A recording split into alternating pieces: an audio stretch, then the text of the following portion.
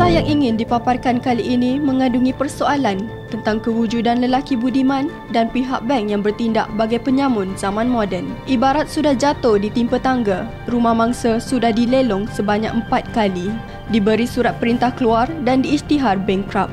Tiada jalan keluar, mangsa menghubungi PPIM.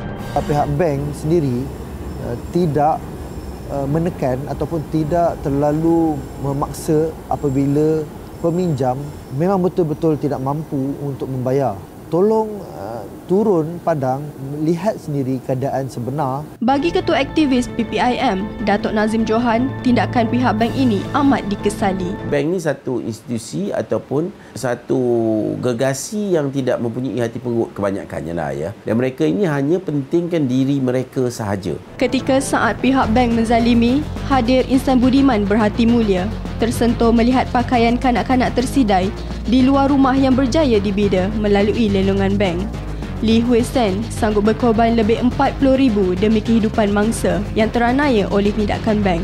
Pun begitu, lelaki budiman ini enggan dikenali. Ini satu perlakuan yang luar biasa yang perlu kita semua hargai lah. Kemanusiaan yang cukup besar yang dapat dilihat di zaman ini. Jika insan berhati emas ini mampu mengorbankan wangnya demi melihat kebahagiaan orang lain, mengapa masih ada pihak yang masih mahu menindas bak penyamun zaman moden? Ternyata warna kulit dan beza kaum bukan penentu kebaikan insan. Ikuti kisah ini dalam 3 episod seterusnya. Saya Nur Syarina Muhammad Azli melaporkan untuk TV PPIM.